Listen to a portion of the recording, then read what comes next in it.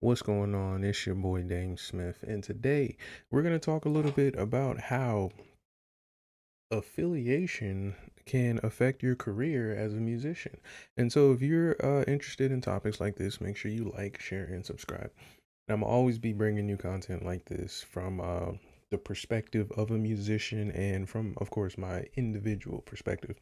So, this is actually inspired by some current events that have recently been going on surrounding rapper Little Baby. And last year, apparently during one of his music video shoots, there was an actual shooting, like actual like crime that went down, right? And if you're a musician, a person who likes to make music, that's not a good thing, right? It's not going to help your business. And so what really came from this whole series of events, like again, you can try to find who's at fault or details and things like that, but really what came from this was um eventually some teenagers wound up getting murdered, and then gang like violence started to escalate in the area. And so it started to really get my mind wrapped around one other question, and it was, what does your affiliation with certain organizations do for your music career, right?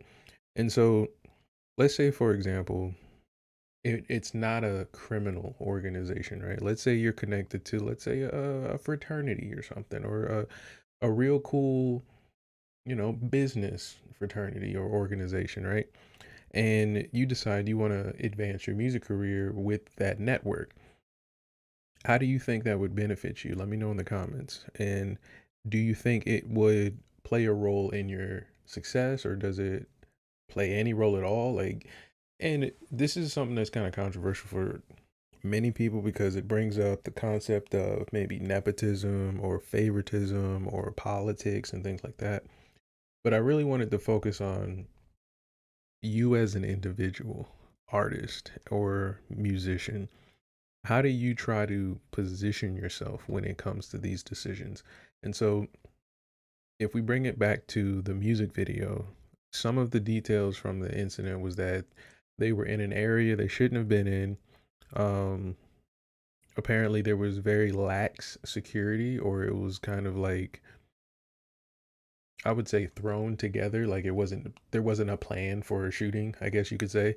And so, when you think about it that way, as an individual, why would you decide to affiliate with an organization that functions like this? Now, this can seem offensive, but it's really just an audit on your mindset as an artist, because let's take it back to the core of what we're doing here and why we're even in this industry and doing the things we say we're doing. Your job is to create music. And if you're in the music business, your job is to sell music or influence people to buy music, right? And that can be done through many ways that are obviously legal, but they're smart and safe, right?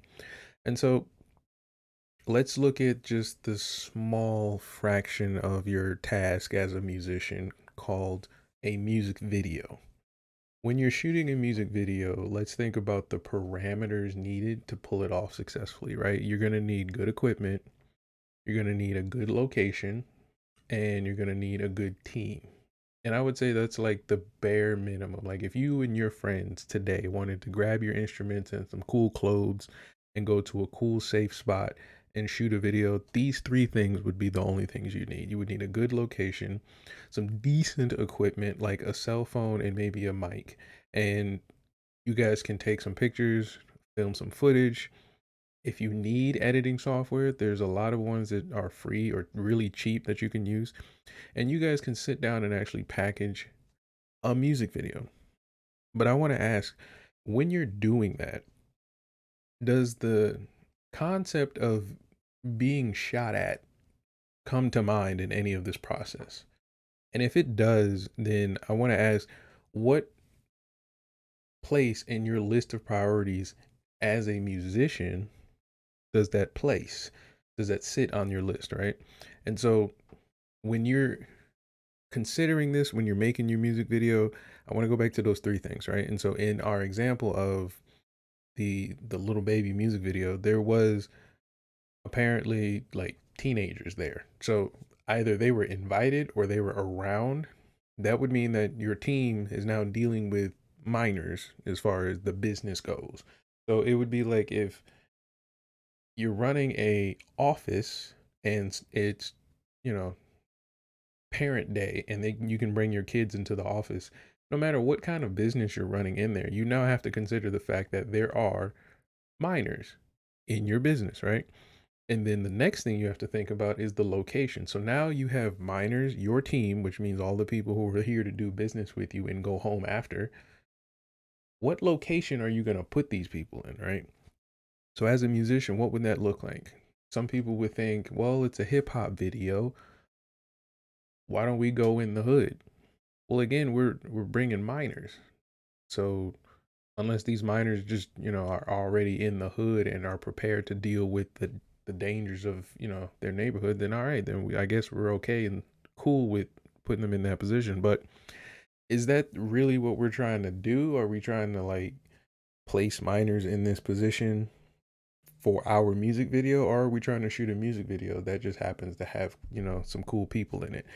So once you get past those 2 points, I think we've already met pretty much a fail point for a music video. You can't make a music video with um unattended or, misplaced people, i.e. the minors in this example.